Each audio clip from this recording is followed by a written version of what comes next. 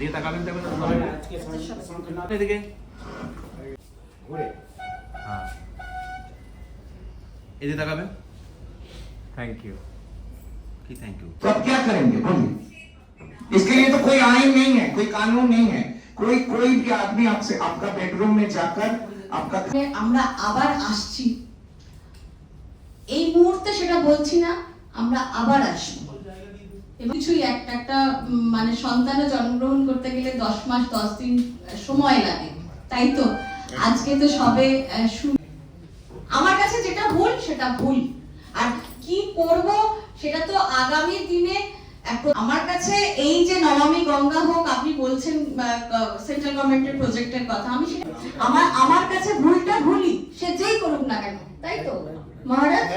ভুলটা আমার কাছে ভুল